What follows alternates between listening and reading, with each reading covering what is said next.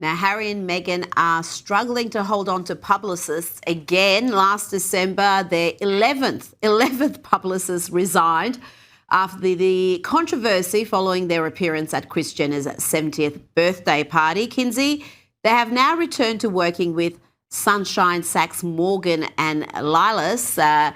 They also represent Leonardo DiCaprio and Jimmy Fallon.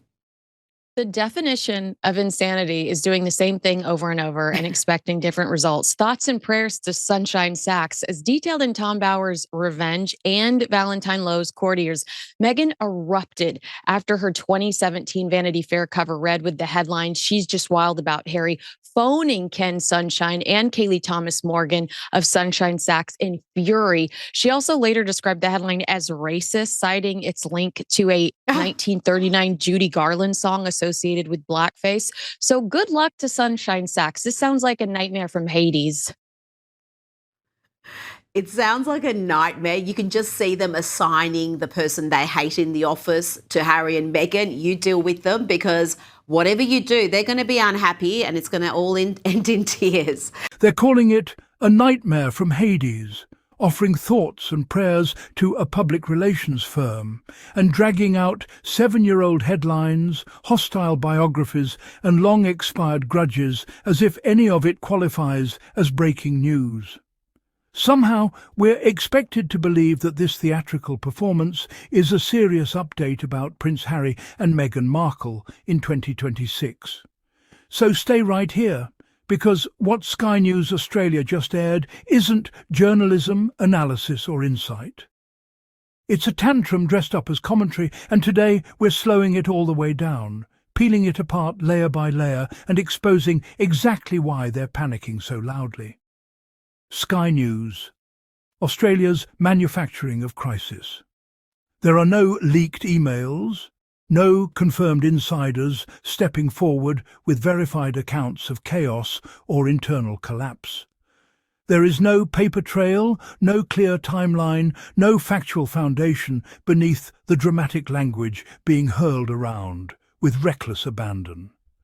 What exists instead is a familiar formula that audiences have watched play out countless times, loaded adjectives doing the heavy lifting that evidence should be carrying, exaggerated metaphors standing in for actual facts, and the same tired talking points that have been recycled relentlessly since 2017. Nothing here is new, nothing has been verified, and nothing advances public understanding. It's simply louder, more theatrical delivery dressed up as journalism. The moment Sky News opens a segment with the phrase "nightmare from Hades," they've already confessed their true intention. They are not here to inform. They are here to entertain resentment, to rile viewers emotionally, and to keep an old narrative alive, because without it, they have nothing left to sell. Deconstructing the Sunshine Sachs strategy. Why tabloids are panicking. Let's cut through the noise and address what's actually happening here, because the scandal Sky News is manufacturing hinges entirely on a fundamental misunderstanding, or more accurately, a deliberate misrepresentation, of how Harry and Meghan operate professionally. The outcry over their return to Sunshine Sachs Morgan and Lilas is precisely the kind of manufactured outrage that collapses the moment you examine it closely. Harry and Meghan do not hire publicists the way tabloids imagine they do, clinging desperately to firms, outsourcing their entire narrative, or treating PR relationships as permanent arrangements that define their entire operation. That narrative only works if you ignore how strategic, disciplined, and intentional their actual approach has been. The reality is far more sophisticated. They hire by phase, by project, and by specific objective, bringing in expertise exactly when and where it's needed, then adjusting as their work evolves and their priorities shift. That isn't instability or desperation. It's the opposite.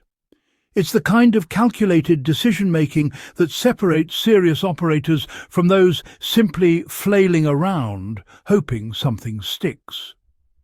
Returning to Sunshine Sachs represents a recalibration, a reassertion of discipline and a deliberate choice of a firm that understands crisis containment, long-game reputation management, and how to navigate hostile media ecosystems without flinching. These are not the moves of people panicking. These are the moves of people who understand exactly what they're doing and why the tabloids absolutely hate it. Sky News recycles, a decade-old headline to manufacture outrage. Watch how quickly Kinsey Schofield drags the conversation back to 2017. Not last year, not this year, and not anything current or verifiable, but a Vanity Fair cover from nearly a decade ago, featuring a headline Meghan Markle neither wrote, approved, nor controlled. The reason they keep returning to it is simple. They have nothing else. What Sky News never explains to its audience is that Meghan did not object to that cover out of ego or entitlement. She objected because it reduced her entire professional existence, her career, her activism, her voice, and her identity to being defined through a man she was dating. That objection has since been endlessly rewritten as diva behavior, following a familiar and deeply ingrained pattern where women who assert boundaries are labeled difficult and women of color who do so are deliberately framed as volatile. That framing isn't accidental. It's foundational to the smear, and it's been maintained with precision. By dragging up this 7-year-old cover like some kind of smoking gun, Sky News is essentially admitting they've exhausted their ammunition. They're not uncovering new information. They're recycling resentment, dressed up in the language of journalism. And every time they do, they expose exactly why women of colour setting professional standards are treated as threats rather than people making reasonable choices. Exposing the tabloid panic. How Sky News manufactures crisis over the Sussex strategy. The racism dog whistle they won't address sits at the absolute heart of this entire manufactured scandal, and it's precisely why Sky News opts for mockery over honest engagement. Meghan was introduced to the global public not through her accomplishments, her voice, or her agency, but through a romantic reference tethered to a 1939 Judy Garland song steeped in racial caricature and historical stereotyping.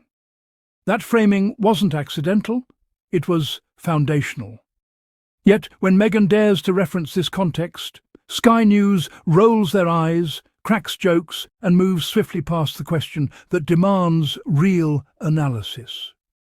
Why was a black biracial woman's entire introduction to worldwide audiences anchored to a punchline carrying the weight of that particular history? Rather than confronting this loaded, shallow, and deeply outdated original framing, the network dismisses it outright, ridicules it, and pivots away, because serious intellectual engagement would expose the rot beneath the surface and demand they reckon with what they're actually defending. That isn't journalism. That's deliberate avoidance dressed up as commentary. The imaginary PR crisis, grounded in reality. Let's cut through the noise and plant ourselves firmly in what's actually happening here, because the facts tell a drastically different story than the one Sky News is hawking.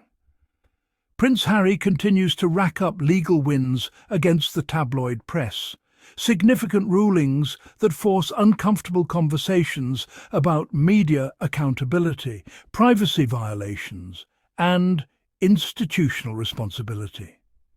His credibility on press reform hasn't wavered. If anything, it's strengthened on the global stage. Meanwhile, Meghan Markle operates with precision and discipline, moving quietly through her work, without chasing headlines or leaking narratives to friendly journalists.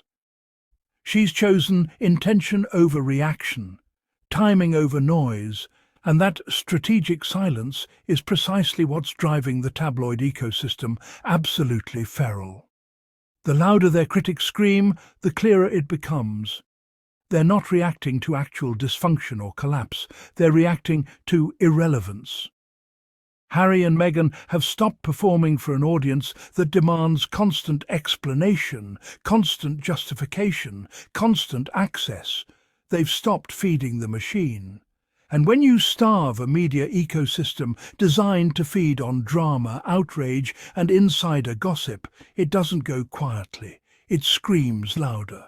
It recycles older grievances. It substitutes vibes for verification. The PR crisis Sky News keeps referencing doesn't exist in the real world. It exists only in the theatrical panic of outlets that no longer control the narrative. Why Sunshine Sachs threatens hostile media.